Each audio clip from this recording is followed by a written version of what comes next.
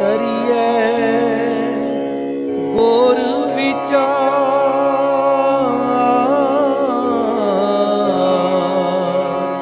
नानक बेड़ी सच की। करिए गुर विचार।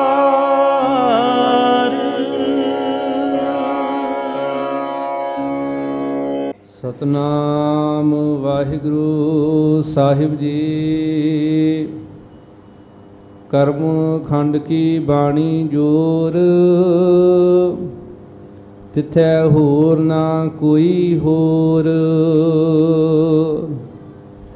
कर्म खंड की बाणी जोर, तिथै होर ना कोई होर। तिथै जोध महाबल सूर, तिन मैं राम रहया भरपूर। तिथै सीतो सीता महिमा माहे, तांके रूप ना कथने जाहे। ना ओहे मरै ना ठागे जाहे, जिनकै राम वसै मन माहे। तिथै भगत वसै कै लो, करै आनंद सच्चा मन सोए। सचखंड वसै निरंकार, कर कर वेखै नदर निहाल। तिथै खंड मंडल वर भंड, जे को कथै ता अंत ना अंत। तिथै लो लो आकार, जिव जिव हुकुम तिवै तिव कार। वेखै विगसै कर विचार, नानक कथना करड़ा सार। वेखै विगसै कर विचार, नानक कथना करड़ा सार। वाहिगुरु जी का खालसा, वाहिगुरु जी की फतेह। सतनाम वाहिगुरु साहिब जी। बेअंत बेअंत गुण तेरे, केतक गावा राम। तेरे चरना तेरे चरण तोड़, वड भागी पावा राम। तेरे चरना तेरे चरण तोड़, वड भागी पावा राम।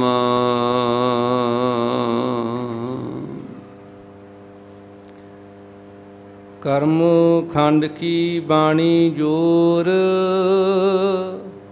तिथै होर ना कोई होर। तिथै जोध महाबल सूर, तिन मह राम रहया भरपूर।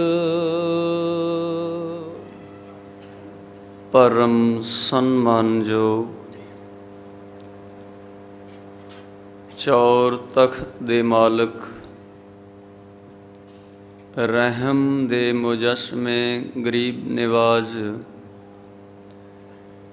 शब्द गुरु गुरु ग्रंथ साहिब जी दी पावन हजूरी अंदर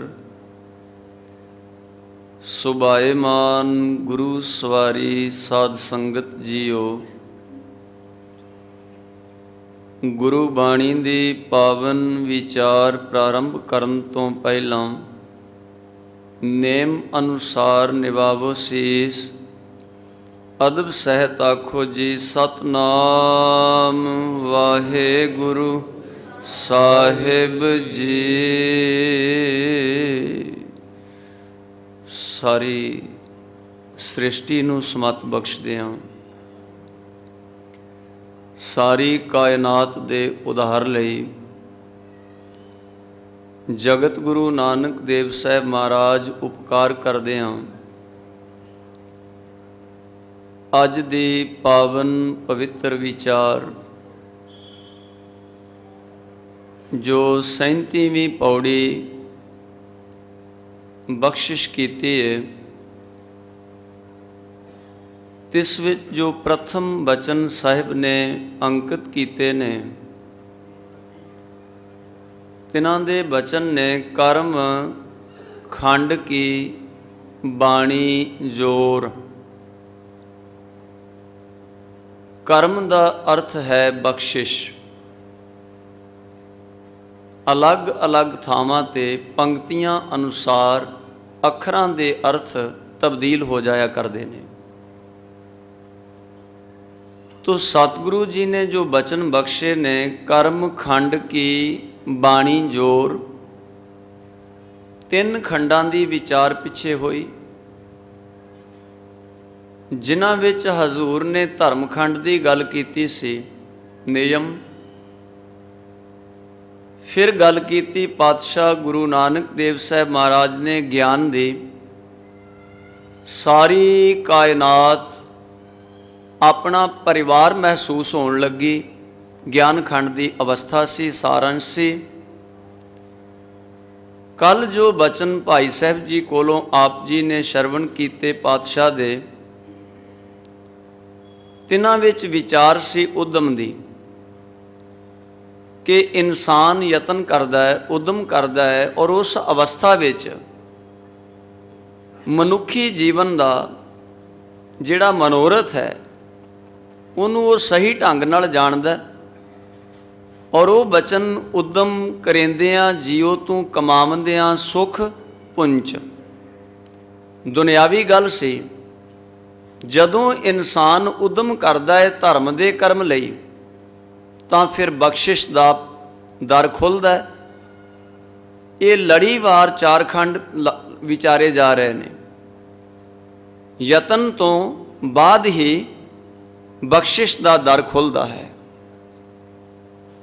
तो जे यतन नहीं, बहुतात आप ये कई बार सुनते हैं, मनुख का सवाल है भी जे यतन करिए, एक पासे कहते हो साहब आपे करवाते ने, फिर यतन किवें करांगे। पर जे यतन की जरूरत ना हुंदी तो सतगुरु जी तीसरा खंड फिर इस पौड़ी के रूप में अंकित ना कर दे। उद्यम का, उपराले का, यतन का, मेहनत का। शर्म खंड की बाणी वाला ये बचन इस्तेमाल ही ना कर दे। उत्थे शर्म मतलब मेहनत है। अखर लिखे ने सस्सा पाया रारा ते मम्मा। भाई साहब ने उहदा खुलासा आप जी के सामने रखा होएगा। जे पैर विच रारा उचारण होवे ते श्रम उहदा अर्थ मेहनत है।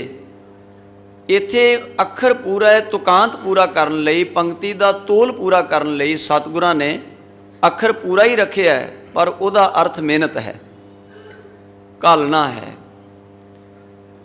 तो बख्शिश करदियां साहब कहंदे ने कर्म खंड की बाणी जोर। उद्यम करन वाले, यतन करन वाले मनुख उत्ते बख्शिश का दर खुल गया।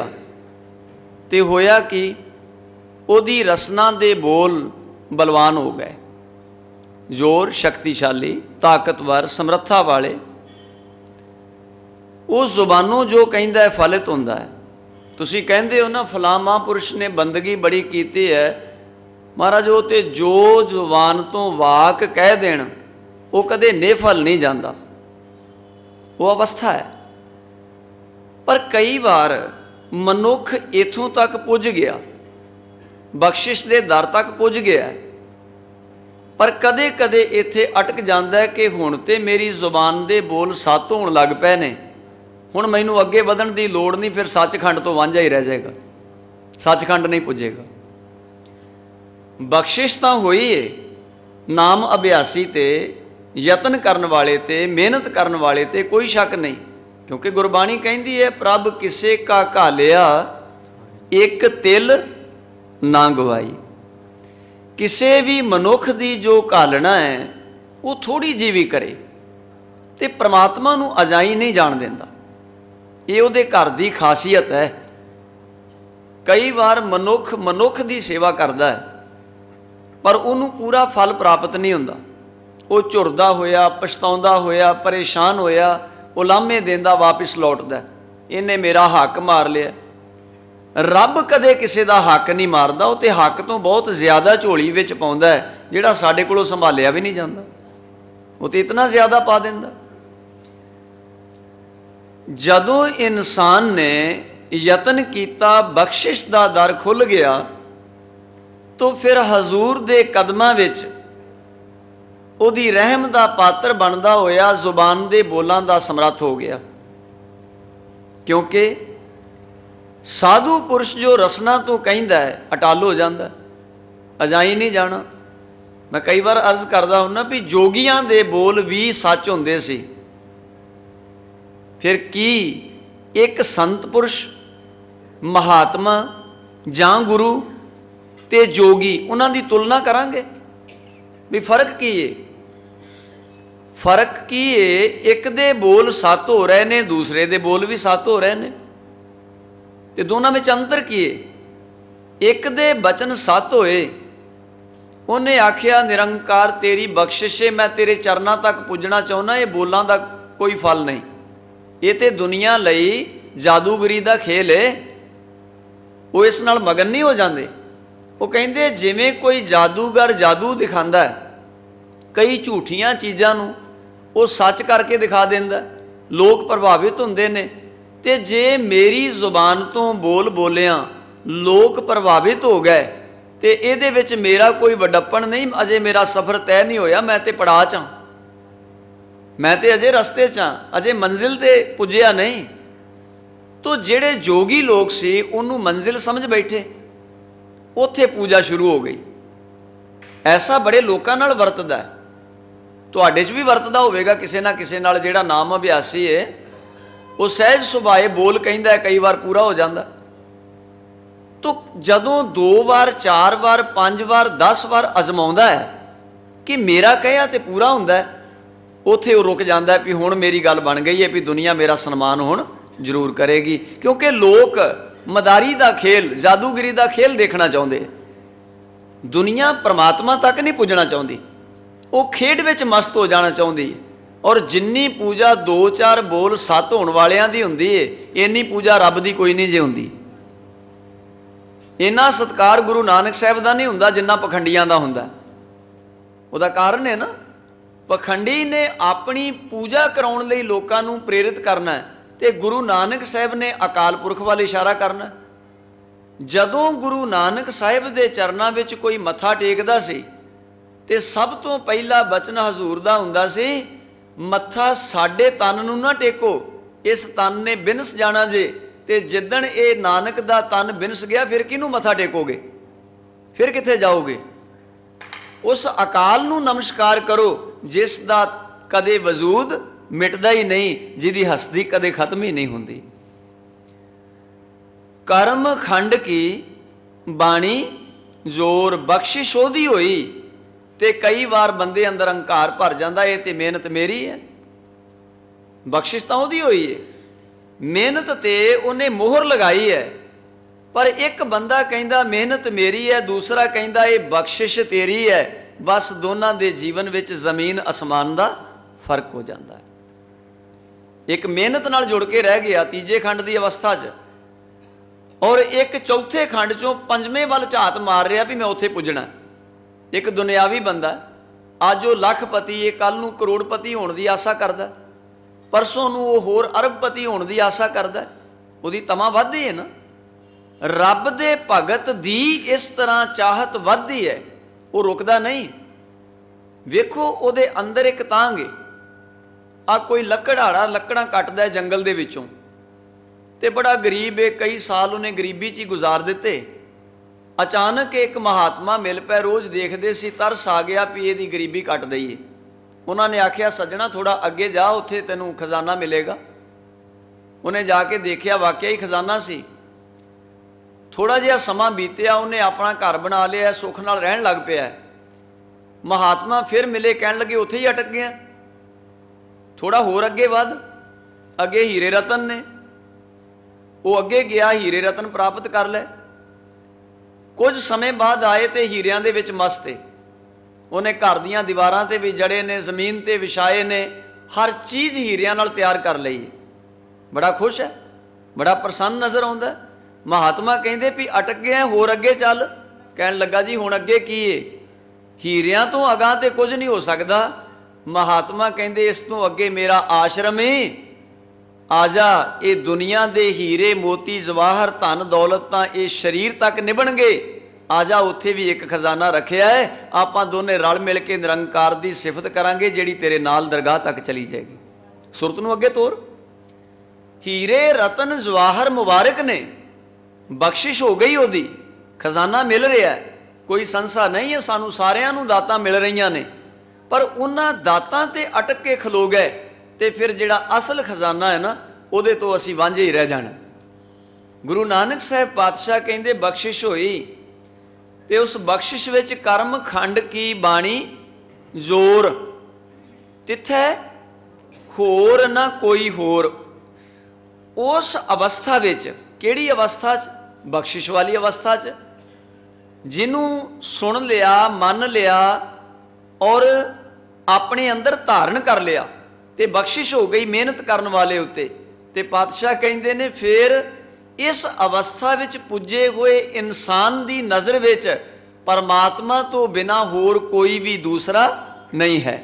ਤਿੱਥੈ ਹੋਰ ਨਾ ਕੋਈ ਹੋਰ, ਤਿੱਥੈ ਜੋਧ ਮਹਾਬਲ ਸੂਰ। ਇਹਦਾ ਕੀ ਅਰਥ ਹੈ? ਇਹਦਾ ਅਰਥ ਹੋਏਗਾ ਕਿ ਜਦੋਂ ਕੋਈ ਮਨੁੱਖ ਬਖਸ਼ਿਸ਼ ਰੂਪੀ ਅਵਸਥਾ ਵਿੱਚ ਪਹੁੰਚਦਾ, ਉਸ ਅਵਸਥਾ ਵਿੱਚ ਪੁੱਜਿਆ ਹੋਇਆ ਇਨਸਾਨ ਸੂਰਮਾ ਬਣ ਜਾਂਦਾ, ਬਲਵਾਨ ਹੋ ਜਾਂਦਾ। ਕੀ ਹਥਿਆਰ ਫੜ ਲੈਂਦਾ ਹੱਥਾਂ 'ਚ? ਉਹ ਯੁੱਧ ਦੇ ਮੈਦਾਨ ਅੰਦਰ ਜਾ ਟੱਕਰਦਾ? ਨਹੀਂ, ਲੋੜ ਪਵੇ ਤੇ ਉੱਥੇ ਵੀ ਜਾਏਗਾ। ਭਾਈ ਸਾਹਿਬ ਭਾਈ ਨੰਦ ਲਾਲ ਸਿੰਘ ਜੀ ਲਿਖਦੇ ਨੇ ਗਜ਼ਲਾਂ, ਤਾਰੀਫ ਲਿਖਦੇ ਅਕਾਲ ਪੁਰਖ ਪ੍ਰਮਾਤਮਾ ਦੀ, ਗੁਰੂ ਦਸਮ ਪਾਤਸ਼ਾਹ ਦੀ ਮਹਿਮਾ ਗਾਉਂਦੇ ਹੈ। ਪਰ ਇੱਕ ਦਿਨ ਯੁੱਧ ਦਾ ਮੈਦਾਨ ਭਖਿਆ ਸੀ ਤੇ ਭਾਈ ਸਾਹਿਬ ਭਾਈ ਨੰਦ ਲਾਲ ਸਿੰਘ ਜੀ ਨੇ ਕਿਰਪਾਨ ਉਠਾ ਲਈ, ਕਲਗੀਧਰ ਪਾਤਸ਼ਾਹ ਕੋਲ ਆ ਗਏ। ਕਹਿਣ ਲੱਗੇ ਪਾਤਸ਼ਾਹ ਮੈਨੂੰ ਇਜਾਜ਼ਤ ਦਿਓ, ਮੈਂ ਵੀ ਯੁੱਧ ਦੇ ਮੈਦਾਨ ਅੰਦਰ ਜਾਣਾ ਚਾਹੁੰਦਾ। ਗੁਰੂ ਗੋਬਿੰਦ ਸਿੰਘ ਸਾਹਿਬ ਕਹਿੰਦੇ ਨੇ ਯੁੱਧ ਦੇ ਮੈਦਾਨ ਵਿੱਚ ਜਾਣ ਲਈ ਬੜੇ ਸੂਰਮੇ ਨੇ, ਪਰ ਤੂੰ ਕਲਮ ਦਾ ਸੂਰਮਾ ਹੈ, ਕਲਮ ਦਾ ਧਨੀ ਹੈ। ਤੇਰੀ ਕਲਮ ਦੇ ਨਾਲ ਇਹਨਾਂ ਸੂਰਮਿਆਂ ਵਰਗੇ ਕਈ ਸੂਰਮੇ ਪੈਦਾ ਹੁੰਦੇ ਨੇ, ਤੇ ਜ਼ਰੂਰੀ ਨਹੀਂ ਯੁੱਧ ਦੇ ਮੈਦਾਨ ਵਿੱਚ ਜੂਝਣ ਵਾਲਾ ਸੂਰਮਾ ਹੁੰਦਾ ਹੈ। ਕਬੀਰ ਸਾਹਿਬ ਜੀ ਨੂੰ ਪੁੱਛੋ। ਹੁਣ ਖਾਲਸਾ ਲਫ਼ਜ਼ ਆਪਾਂ ਆਮ ਤੌਰ ਤੇ ਇਸਤੇਮਾਲ ਕਰਦੇ ਹਾਂ। ਸਜਿਆ ਹੋਇਆ ਸਰੂਪ ਹੋਵੇ, ਸੋਹਣਾ ਲਿਬਾਸ ਚੋਲਾ ਪਹਿਨਿਆ, ਦਸਤਾਰ ਸੋਹਣੀ ਸਜੀ ਹੈ, ਕਿਰਪਾਨ ਗਾਤਰੇ ਦਿਖਾਈ ਦਿੰਦੀ ਹੈ, ਦਾੜਾ ਹੈ ਪ੍ਰਕਾਸ਼, ਕਮਰ ਕੱਸਾ ਲੱਕ ਨੂੰ ਲੱਗਾ ਹੈ, ਵੱਡੀ ਕਿਰਪਾਨ ਪਾਈ ਹੋਈ ਹੈ, ਪੂਰਾ ਸਜਿਆ ਹੋਇਆ, ਅਸੀਂ ਕਹਿੰਦੇ ਖਾਲਸਾ ਜਾਂਦਾ। ਪਰ ਕਬੀਰ ਸਾਹਿਬ ਕਹਿੰਦੇ ਖਾਲਸੇ ਅਸੀਂ ਵੀ ਹੋ ਗਏ ਹਾਂ। ਬੇਸ਼ੱਕ ਲਿਬਾਸ ਕਬੀਰ ਸਾਹਿਬ ਕੋਲ ਇਦਾਂ ਦਾ ਨਹੀਂ, ਕਮਰ ਕੱਸਾ ਲੱਕ ਨੂੰ ਲੱਗਾ ਹੋਵੇ, ਉੱਤੇ ਦਸਤਾਰ ਸਜਾਈ ਹੋਵੇ, ਕਿਰਪਾਨ ਪਾਈ ਹੋਵੇ, ਐਸਾ ਲਿਬਾਸ ਨਹੀਂ ਸੀ। ਪਰ ਕਹੋ ਕਬੀਰ ਹਮ ਭਏ ਖਾਲਸੇ, ਪ੍ਰੇਮ ਭਗਤ ਜੇ ਜਾਨੀ। ਹੁਣ ਖਾਲਸਾ ਸੂਰਮਾ ਦਿਖਾਈ ਦਿੰਦਾ ਜਿਹੜਾ ਕਿਰਪਾਨ ਧਾਰੀ ਹੈ, ਪਰ ਇੱਕ ਭਗਤ ਵੀ ਸੂਰਮਾ ਹੈ, ਕਿਉਂਕਿ ਵੱਡੀਆਂ ਵੱਡੀਆਂ ਹਕੂਮਤਾਂ ਦੇ ਸਾਹਮਣੇ ਉਹ ਆਪਣੀ ਜ਼ੁਬਾਨ ਨੂੰ ਖੋਲਣ ਦੀ ਸਮਰੱਥਾ ਰੱਖਦਾ।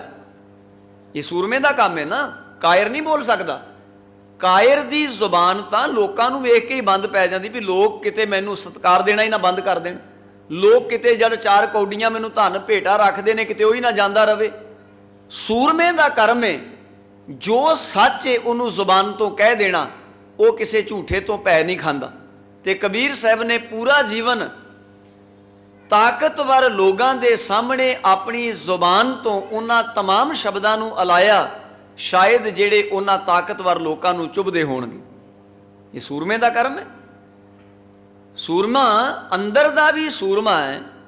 कबीर साहब को पूछने है, जाको हर रंग लागो इस जोग में, सो कहीअत है सूरा, आत्म जिणै सगल वस ताकै, पर यह होएगा किथों, जांका सतगुर, क्योंकि बख्शिश उतों आनी है। जिन्हों परमात्मा के नाम का रंग लग गया वह भी सूरमा है। पर सूरमा उदों बनया जदों आत्म नूं भाव अपने मन उत्ते उन्हें काबू पा लिया। भाई नंद लाल सिंह कहते युद्ध के मैदान च जाना चाहना, हजूर कहते नहीं, तुसीं लिखतां लिखो, तुहाडीआं लिखतां नूं पढ़ के अनेक लोग सूरमे बन जाणगे। भाई साहब जे तुसीं युद्ध के मैदान अंदर शहादत का जाम पी गए तो फिर इदां दे सूरमिਆਂ नूं होर पैदा कौन करेगा। तुहाडी कलम विच शक्ति है। जदों किसे ते बख्शिश का दर खुलदा है तो वह सूरमा बन जाता है। पर वह सूरमा किदां दा है? इहो जिहा नहीं जिहदे बारे दसम पातशाह ने लिखिया भी वीर अपार बड़े बरियार अब चारे हिसार की धार पछैया। वो भी तो सूरमे ने, वो भी योधे ने, कोई संसा नहीं। बड़े बड़े बड़े योधे सूरमे वीर, वीर अपार जिन्हां दा पारावार नहीं ताकत दा। किन्नी क बेशुमार ताकत है उन्हां कोल। भीम वर्गियां दे संबंध च ये कहानियां बनियां ने कि पूछों फड़ के हाथी आसमानी चाड़ देंदे। मनौतां ने साचे जां झूठ गल वखरी है, पर ये कहानियां उन्हां लई लिखियां गईयां ने। पैंदे खान दे संदर्भ च लिखिया कि पैंदा अपने हाथ नाल जमीन ते सिक्का रख के अंगूठे दी दाब दे के रगड़ के उहदे नंबर मिटा दिंदा सी। साचे जां झूठ पता नहीं, देखिया नहीं, पर साड़ियां साखियां कहिंदियां ने। गुरु हरगोबिंद साहब पातशाह दे सामने खलोता पैंदा, उत्ते सवार बैठा हुंदा घोड़े दे, ते घोड़े दे थल्लियों गर्दन पा के सवेर समेत सवार घोड़े नूं चुक के पलटा ला दिंदा सी। ऐसा इतिहास लिखिया। वीर अपार बड़े बरियार अब चारे ही सार की धार पछैया, तोरत देश मलिंद मवासन माते गयान के मान मलैया। बड़े बड़े मस्ते हुए हाथियों का मान तोड़ देने वाले सूरमे मौजूद ने, कोई संसा नहीं। हाथियों के मान नूं भंग कर देण वो भी सूरमे ने तन दे। पर एक बंदा वो सूरमा है जिहड़ा बचन करके, एक वो जिन्हें अपने मन नूं अपने वस विच कर लिया, ते एक वो है जिन्हें अपना बाहुबल पैदा कर लिया, दुनिया नूं अपने बल नाल झुकाया। एक ने अपने मन नूं वस कर लिया, दुनिया प्रेम नाल झुक गई। ते एक मनुख ने अपनी धन दौलत की शक्ति दे नाल दुनिया नूं झुकाया। दुनिया नूं झुकाउण वाले तीन प्रकारी लोग ने। एक धन की शक्ति नाल झुकाउंदा है, दूसरा मन की शक्ति नाल लोग प्रेम नाल झुकदे ने, ते तीसरा सूरमा जिहड़ा युद्ध के मैदान अंदर वड्डे वड्डे आकियां दीयां गर्दनां निवा दिंदा है। तुसीं पढ़ो दसम पातशाह महाराज की बाणी, खुलासा करनगे इस गल दा। हजूर कहिंदे ने जिद्दण किसे दे बख्शिश दा दर खुल जाए, उस भंडारे ते वो झोली भर रहा होवे ते ओदी जुबान दे बोल सत हो जाते ने। वो जो जुबानों अलाएगा वो फिर व्यर्थ नहीं जाना। ओदी जुबान दे बोल सत, आत्म वस ते आत्म जिणै सगल वस ताक है। सारी दुनिया उस सूरमे दे अनुकूल हो जाती है। गुरु गोबिंद सिंह साहब सच्चे पातशाह एक आवाज़ देंदे ने ते आनंदपुर साहब की पहाड़ी ते 80,000 का इकट्ठ हो जाता है। साढ़े आवाज़ दित्तियां ते 200-400 लोग नहीं इकट्ठे होंदे, पर दसम पातशाह एक आवाज़ देंदे ने, क्योंकि उन्हां दी बाणी विच जोर है, उन्हां दी बाणी च बल है। जो हजूर मुखों फरमाउंदे ने वो कदे अलाया होया व्यर्थ नहीं जाता। मंग रखते ने, असी मंग रखीए किसी बंदे कोलों 4 कौड़ियां ही कहिए भी तू दे दे, वो भी मूँह मोड़ जाएगा, वो भी आखेगा भी छड्डो मैं क्यों दे दियां। गुरु कलगीधर पातशाह सिर मंगते ने, सिख उठ के भेटा करते हैं। ये कर्मखंड की बाणी जोर रसना ते बोल आए ने, पर वो आत्म सुची आत्म विचों आए ने, वो निरस्वार्थ आए ने, ਉੱਚੀ ਆਤਮਿਕ ਅਵਸਥਾ ਦੇ ਵਿੱਚ ਪੁੱਜੇ ਹੋਏ ਪੁਰਸ਼ ਤੋਂ ਆਏ ਨੇ, ਉਹਨਾਂ ਨੂੰ ਕੋਈ ਇਨਕਾਰ ਨਹੀਂ ਕਰ ਸਕਦਾ। ਕਈਆਂ ਬੰਦਿਆਂ ਦਾ ਪ੍ਰਤਾਪ ਐਸਾ ਹੁੰਦਾ ਹੈ, ਉਹ ਕਿਸੇ ਦੇ ਸਾਹਮਣੇ ਜਾ ਕੇ ਖਲੋ ਜਾਏ ਤੇ ਬੰਦਾ ਜਵਾਬ ਹੀ ਨਹੀਂ ਦੇ ਪਾਉਂਦਾ, ਕਹਿੰਦਾ ਜੀ ਠੀਕ ਹੈ ਕਰ ਦਿਆਂਗੇ। ਕਿਸੇ ਬੰਦੇ ਦਾ ਪ੍ਰਤਾਪ ਐਸਾ ਹੈ। ਇੱਕ ਬੰਦੇ ਦਾ ਪ੍ਰਤਾਪ ਕੋਈ ਨਹੀਂ, ਉਹ 20 ਅੱਗੇ ਜਾ ਕੇ ਲਿਲਕੜੀਆਂ ਲੈਂਦਾ, ਇੱਕ ਵੀ ਬੰਦਾ ਗੱਲ ਕੋਈ ਨਹੀਂ ਮੰਨਦਾ। ਇਹ ਆਪਣਾ ਆਪਣਾ ਮਸਤਕ ਹੈ। ਮਸਤਕ ਕਾਹਦੇ ਨਾਲ ਬਣਦਾ ਹੈ? ਅੰਦਰ ਬਖਸ਼ਿਸ਼ ਨਾਲ। ਜੇ ਉਸ ਬੰਦੇ ਦਾ ਤੇਜ ਤਪ ਪਿਛਲਾ ਹੈ, ਉਸ ਤੇਜ ਤਪ ਦੇ ਸਦਕਾ ਹੀ ਤੁਹਾਡੀ ਕੋਈ ਗੱਲ ਮੰਨਦਾ ਹੈ, ਤੇ ਜਿਸ ਬੰਦੇ ਦਾ ਤੇਜ ਤਪ ਨਹੀਂ, ਉਹਦੀ ਗੱਲ ਨੂੰ ਕੋਈ ਵੀ ਨਹੀਂ ਮੰਨਦਾ, ਭਾਵੇਂ ਤੁਸੀਂ ਜਿੰਨਾ ਮਰਜ਼ੀ ਬੋਲੀ ਜਾਓ। ਫਿਰ ਤੇ ਸਾਕਤ ਕਾ ਬਕਨਾ ਇਉਂ ਜਾਨੋ ਜੈਸੇ ਪਵਨ ਚੁਲਾਈ, ਹਵਾ ਦਾ ਝੋਕਾ ਆਇਆ ਲੰਘ ਗਿਆ, ਉਹਨੇ ਕਿਸੇ ਤੇ ਕੋਈ ਅਸਰ ਨਾ ਕੀਤਾ। ਤਿੱਥੈ ਜੋਧ ਮਹਾਬਲ ਸੂਰ, ਤਿੰਨ ਮੈਂ ਰਾਮ ਰਹਿਆ ਭਰਪੂਰ। ਉਹ ਇਸ ਅਵਸਥਾ ਵਿੱਚ ਪੁੱਜੇ ਹੋਏ ਇਨਸਾਨ ਨੂੰ ਪਰਮਾਤਮਾ ਸਾਰੀ ਲੁਕਾਈ ਦੇ ਵਿੱਚ ਰਮਿਆ ਹੋਇਆ ਨਜ਼ਰ ਆਉਂਦਾ ਹੈ। ਤਿੱਥੈ ਸੀਤੋ ਸੀਤਾ ਮਹਿਮਾ ਮਾਹੀ, ਤਾਂ ਕੇ ਰੂਪ ਨਾ ਕਥਨੇ ਜਾਹੇ। ਪੁੱਜੇ ਹੋਏ ਇਨਸਾਨ ਨੂੰ ਜੋ ਚੌਥੇ ਖੰਡ ਵਿੱਚ ਪ੍ਰਵੇਸ਼ ਕਰ ਚੁੱਕਿਆ, ਉਹਨੂੰ ਕੀ ਮਿਲਿਆ? ਤਿੱਥੈ ਸੀਤੋ ਸੀਤਾ। ਇਹ ਸ਼ਬਦ ਇੱਕੋ ਹੀ ਹੈ, ਇਹ ਸ਼ਬਦ ਇੱਕ ਹੀ ਹੈ। ਜਿਵੇਂ ਨਾਨਕ ਅੰਤ ਨਾ ਅੰਤ, ਅੰਤ ਨਾ ਅੰਤ ਸ਼ਬਦ ਇੱਕ ਹੀ ਹੈ, ਪਰ 2 ਵਾਰ ਹਜ਼ੂਰ ਰਿਪੀਟ ਕਰਦੇ ਨੇ ਪੰਕਤੀ ਦਾ ਤੁਕਾਂਤ ਪੂਰਾ ਕਰਨ ਲਈ। ਸ਼ਬਦ ਇੱਕ ਹੀ ਹੈ। ਕਈ ਇਹਨੂੰ 2 ਅੱਖਰਾਂ ਵਿੱਚ ਵਿਆਖਿਆ ਕਰਦੇ ਨੇ ਜੀ, ਸੀਤੋ ਦਾ ਅਰਥ ਹੋ ਰਹੇ ਤੇ ਸੀਤੇ ਦਾ ਅਰਥ ਹੋ ਰਹੇ। ਨਹੀਂ, ਤਿੱਥੈ ਸੀਤੋ ਸੀਤਾ, ਉਹਦਾ ਅਰਥ ਹੈ ਚੰਗੀ ਤਰ੍ਹਾਂ ਇੱਕ ਮੇਕ ਹੋਇਆ, ਜੁੜਿਆ। ਜਿਵੇਂ 2 ਕੱਪੜੇ ਦੇ ਪਾਰਟ ਜੁਦਾ ਜੁਦਾ ਨੇ, ਜਦੋਂ ਸੂਈ ਨਾਲ ਸੀਵੀਂਦਾ ਤੇ ਉਹ ਕੱਪੜਾ ਇੱਕ ਦੂਜੇ ਦੇ ਨਾਲ ਮਿਲ ਜਾਂਦਾ। ਉਧਰੋਂ ਤੰਦ ਗਈ, ਉਧਰੋਂ ਤੰਦ ਗਈ, ਇੱਕ ਦੂਜੇ ਦੇ ਨਾਲ ਇੱਕ ਮੇਕ ਹੋ ਗਏ। ਤਿੱਥੈ ਸੀਤੋ ਸੀਤਾ ਮਹਿਮਾ ਮਾਏ, ਉਹ ਕਿੱਥੇ ਸੁਰਤ ਲਾਈ ਬੈਠਾ ਹੈ? ਬਖਸ਼ਿਸ਼ ਦੀ ਅਵਸਥਾ ਵਿੱਚ। ਅਸੀਂ ਬਾਣੀ ਪੜ੍ਹੀ ਜਾਂਦੇ ਹਾਂ, ਬਖਸ਼ਿਸ਼ ਨਹੀਂ, ਸਾਡੇ ਤੇ ਸੁਰਤ ਲੱਗਦੀ ਹੋਈ ਨਹੀਂ। ਅਸੀਂ ਜਾਪ ਕਰੀ ਜਾਂਦੇ ਹਾਂ, ਜੇ ਬਖਸ਼ਿਸ਼ ਨਹੀਂ, ਚੌਥਾ ਖੰਡ ਆਇਆ ਨਹੀਂ, ਇਸ ਅਵਸਥਾ 'ਚ ਪੁੱਜਿਆ ਨਹੀਂ, ਤੇ ਸੁਰਤ ਨੇ ਜੁੜਨਾ ਨਹੀਂ। ਜਿਹਦੀ ਜੁੜੀ ਏ ਉਹਨੇ ਤੇ ਆਖਿਆ ਸੋਇਨੇ ਕੀ ਸੂਈ, ਰੁਪਏ ਕਾ ਧਾਗਾ, ਨਾਮੇ ਕਾ ਚਿੱਤ ਹਰਸਿਓ ਲਾਗਾ। ਅੰਦਰ ਸੁਰਤ ਜੁੜ ਗਈ ਤੇ ਰਸਨਾ ਤੋਂ ਜੋ ਅਲਾਇਆ ਫਿਰ ਉਹ ਸਾਤੀ ਹੋਵੇਗਾ, ਫਿਰ ਉਹ ਕੂੜ ਨਹੀਂ ਹੋ ਸਕਦਾ, ਕਿਉਂਕਿ ਉਹਦੀ ਬਾਣੀ ਵਿੱਚ ਤਾਕਤ ਆਉਣੀ ਹੈ ਸੁਰਤ ਦੇ ਜੁੜਿਆਂ। ਸੋਮੇ ਨਾਲ ਜੁੜੇਗਾ ਤੇ ਬਾਣੀ ਤਾਕਤ ਵਾਲੀ ਹੋਏਗੀ। ਜਿਹੜਾ ਬੰਦਾ ਸੋਮੇ ਨਾਲ ਜੁੜਿਆ ਹੀ ਨਹੀਂ, ਉਹਦੀ ਜ਼ੁਬਾਨ ਦੇ ਬੋਲਾਂ ਦਾ ਕੋਈ ਅਰਥ ਹੀ ਨਹੀਂ ਹੋਣਾ। ਅਣਗਿਣਤ ਲੋਕ, ਹੁਣ ਕੋਈ ਬੰਦਾ ਬਾਬਰਾ ਹੋ ਜਾਏ ਮਤ ਦਾ, ਜਿਹਦੇ ਕੋਲ ਮਤ ਨਹੀਂ, ਸਮਝ ਨਹੀਂ, ਗਿਆਨ ਨਹੀਂ, ਉਹ ਸੜਕਾਂ ਦੇ ਕੰਢਿਆਂ ਤੇ ਬੜਾ ਕੁਝ ਬੋਲਦਾ ਤੁਰਿਆ ਜਾਂਦਾ ਹੈ। ਕਈਆਂ ਨੂੰ ਬੁਰਾ ਭਲਾ ਵੀ ਕਹਿੰਦਾ, ਕਈਆਂ ਦੇ ਸਾਹਮਣੇ ਆ ਕੇ ਖਲੋ ਜਾਂਦਾ, ਕਈ ਵਾਰ ਡਾਂਗ ਉਲਾਰਦਾ, ਸੋਟਾ ਉਲਾਰਦਾ। ਲੋਕ ਉਹਨੂੰ ਅੱਖੋਂ ਪਰੋਖੇ ਕਰਕੇ, ਸੁਣਿਆ ਅਨਸੁਣਿਆ ਕਰਕੇ ਅੱਗੇ ਲੰਘ ਜਾਂਦੇ ਆ। ਜਿਵੇਂ ਕਿਸੇ ਬਾਵਰੇ ਬੰਦੇ ਨੂੰ ਸੁਣਿਆ ਅਨਸੁਣਿਆ ਕਰਕੇ ਦੁਨਿਆਵੀ ਲੋਕ ਅੱਗੇ ਲੰਘ ਜਾਂਦੇ ਨੇ, ਯਾਦ ਰੱਖਿਓ ਜਿਸ ਬੰਦੇ ਦੇ ਕੋਲ ਸੁਰਤ ਨੂੰ ਜੋੜਨ ਦੀ ਸ਼ਕਤੀ ਨਹੀਂ, ਉਹ ਚੌਥੇ ਖੰਡ ਅਵਸਥਾ ਵਿੱਚ ਪੁੱਜਿਆ ਨਹੀਂ, ਉਹ ਬਖਸ਼ਿਸ਼ ਪ੍ਰਾਪਤ ਕਰ ਨਹੀਂ ਸਕਿਆ। ਉਹਦੀ ਜ਼ੁਬਾਨ ਦੇ ਬੋਲਾਂ ਨੂੰ ਵੀ ਰੱਬ ਦੇ ਘਰ ਕੋਈ ਨਹੀਂ। ਜੇ ਸੁਣਿਆ ਜਾਣਾ, ਸੁਣਿਆ ਤੇ ਅਨਸੁਣਿਆ ਕੀਤਾ ਜਾਣਾ। ਤੂੰ ਬੋਲੀ ਜਾ ਜਿੰਨਾ ਮਰਜੀ, ਇੱਥੇ ਤੇ ਬੋਲ ਬੋਲ ਮਨ ਵਾਵਣਾ, ਜਿਉਂ ਜਿਉਂ ਜਾਪੈ ਵਾਏ। ਬੋਲੀ ਜਾ, ਇਸ ਜ਼ੁਬਾਨ ਦੇ ਬੋਲਾਂ ਨਾਲ ਕੀ ਫਰਕ ਪੈਣਾ ਹੈ? ਕਿਉਂਕਿ ਰੱਬ ਨੇ ਤਾਂ ਉਹ ਬੋਲ ਸੁਣਨੇ ਨੇ ਜਿਹੜੇ ਉਸ ਮਾਲਕ ਨਾਲ ਜੁੜ ਕੇ ਰਸਨਾ ਤੋਂ ਅਲਾਏਗਾ। ਤਿੱਥੈ ਸੀਤੋ ਸੀਤਾ ਮਹਿਮਾ ਮਾਹੇ, ਇਹਦਾ ਉਚਾਰਨ ਥੋੜੀ ਜਿਹੀ ਤਵੱਜੋ ਜ਼ਰੂਰ ਦੇਣਾ। ਆਪਾਂ ਜ਼ੋਰ ਦੇ ਕੇ ਮਾਹੇ ਨਹੀਂ ਪੜਨਾ। ਤਿੱਥੈ ਸੀਤੋ ਸੀਤਾ ਮਹਿਮਾ ਮਾਹੇ, ਮਾਹੇ ਕਹਿ ਕੇ ਉਹਨੂੰ ਸਮਾਪਤ ਕਰ ਦੇਣਾ ਹੈ। ਸਿਹਾਰੀ ਹੈ, ਅੱਧੀ ਆਵਾਜ਼ ਆਏਗੀ, ਪੂਰੀ ਲਾਂ ਦੀ ਆਵਾਜ਼ ਨਹੀਂ ਆਉਣੀ, ਕਿਉਂਕਿ ਸਿਹਾਰੀ ਲਾਂ ਦੀ ਆਵਾਜ਼ ਦਿੰਦੀ ਏ, ਪਰ ਅੱਧੀ ਲਾਂ ਦੀ, ਪੂਰੀ ਨਹੀਂ, ਅੱਧੀ ਆਵਾਜ਼ ਹੋਏਗੀ। ਜਿਨ੍ਹਾਂ ਨੇ ਮੁਹਾਰਨੀ ਪੜ੍ਹੀ ਏ ਉਹਨਾਂ ਨੂੰ ਪਤਾ ਹੈ ਵੀ ਸੱਸੇ ਸਿਹਾਰੀ ਸੇ, ਈੜੀ ਸਿਹਾਰੀ, ਇਹ ਇਤਿਆਦਿਕ ਸ਼ਬਦ ਜਿਹੜੇ ਹੈ ਆਪਾਂ ਪੜ੍ਹੇ ਸਾਰਿਆਂ ਨੇ।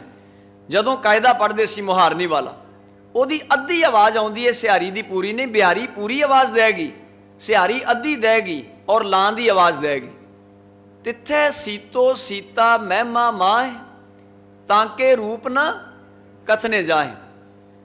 हुण ये अवस्था की है, जदों महिमा विच कोई सीप गया, हुण पौंटा साहिब की धरती ते दसम पातशाह बैठे ने महिमा च मगन हो गए, उन्होंने अलाउना आरंभ किया, तू ही दी धुन लग गई, मगन हो गए। कदे गुरु हरगोबिंद साहब बाबा बुढ़ा साहब कोल पढ़न गए बचपन विच, पोथी उन्हां दे कोल है ते बाबा बुढ़ा साहब दे कोल पहुँच गए, पोथी तो बाणी दा पाठ पढ़िया, गुरमुखी सिखाई बाबा बुढ़ा साहब ने, ते जदों वापिस आउण लगे पोथी कोल सी ते बाबा जी ने आखिया बेटा घर जाओ, ते गुरु हरगोबिंद जी बचपन की अवस्था विच सन, आउंदियां आउंदियां जिथे अकाल तख्त साहब रचना हुई है ना, उदों अजे रचिया नहीं सी क्योंकि पातशाह ने रचिया बाद चों। अकाल तख्त साहब वाले अस्थान ते हरमंदर साहब दे सामने, इत्थे सामने दीवार सी, दीवार वल मुख करके चौंकड़ा ला के बह गए। इतिहासकार कहते ने चौंकड़ा लगाया, ध्यान मगन हो गए, ते उदण बाबा बुढ़ा साहब ने एक माला, एक किरपान ते पोथी उन्हां कोल मौजूद सी, पोथी हथ 'च एक माला लईए बाबा जी कोलों ते किरपान गातरे पाई सी, ते बैठे माला लैके ते जप जपदे पए ने। जदों घर ना पुजे उधर चिंता हो गई, क्योंकि प्रिथी चंद वार कर रहा सी उन्हां समयां 'च, ते फिकर बड़ा रहिंदा सी भी बाल कित्थे है, बड़ी निगरानी सी। पर जदों बाल लभे ना, रौला पै गया, दास दासियां इधर उधर ढूंढण लगियां। ये खबर पहुँचती पहुँचती पातशाह गुरु अर्जन साहब जी दे कोल पहुँच गई, महाराज बाल हरगोबिंद लभदा ही नहीं, पता नहीं किधर चला गया। गुरु पातशाह मुस्कराए, कहन लगे जदों प्रगटिया सी, पैदा होया सी, उदण वाहिगुरु दे शुकराने विच एक शब्द उचारिया सी भी जम्मिया पूत भगत गोबिंद का, प्रगटिया लिखिया सब मैं धुर का। ये भगत है गोबिंद दा, होर नहीं कुछ करदा होना, किते बैठा भगती करदा होवेगा, सुरत लगी होनी है, होर नहीं कुछ करदा होना। चिंता ना करो, फिक्र ना करो, किते नहीं जांदा, किते ना किते बैठा अकाल पुरख दी बंदगी करदा होवेगा। ते सचमुच लभदियां जदों हरमंदर साहब दे सामने आए ते चौंकड़ा लाई बैठे सन, सारे मगर संगत रूप में चौंकड़ा ला के बह गए। ते जदों कुछ घड़ियां बाद नेत्र खुले ते पुछया बाल बच्चिया इत्थे क्यों बह गया? आखन लगे बाबा जी ने आख्या सी सिमरन करना जरूरी है, इसलिए चौंकड़ा लाया ते मैं मगन हो गया। गुरु की संगत तिथे सीतो सीता महिमा माए, महिमा विच भगत मगन हो जाता है, उन्होंने ते बहाना चाहिए, उन्होंने ते बहाना चाहिए। भगत नूं कोई एक बार कह दे वाहिगुरु, ओदे कन पै जाए आवाज़, ओदे अंदर वाहिगुरु की धुन चल पैनी है। एक बार कोई रसना तो शब्द बोलदा है, उन्हें उस शब्द नाल ही अपनी सुरत जोड़ लैनी है, उन्होंने ते बहाना चाहिए। दुनियावी बंदे नूं गल दा बहाना चाहिए। हुण चार बंदे बैठे ने इकट्ठे, उन्हां विचों एक ने गल छेड़ी, दूजे ने ढुकवीं गल नाल कहती, फिर तीजे अलाई, चौथे अलाई, वो गल टुटण ही नहीं देंदे, क्योंकि उन्हां दे अंदर गल्लां दी लड़ी परोती गई। रब दा प्यारा जदों संसार दी गल करदा है, उदों ते वो करदा है एवें बस ओपरी ओपरी। गुरु अर्जन साहब पातशाह नूं पुछीए ना, पातशाह ओपरी गल किद्दां हुंदी है? ते गुरु अर्जन साहब पातशाह महाराज बाणी विच की कहंदे? आप भगत जी नूं भी पुछो, गुरु अर्जन साहब नूं पुछो, इक्को ही ख्याल है दोनों का, कोई फर्क नहीं। अमृत बाणी विचों पुछो, लोगन स्यों मेरा ठाठा बागा। ठाठा बागा मतलब उपरों उपरों सांझ आ, अंदरों तां मेरी सुरत कहंदे परमात्मा दे नाल ही जुड़ी रहिंदी है। गुरु अर्जन साहब कहंदे मुख की बात सगल स्यों करता, जी संग प्रभ अपना धरता। करिए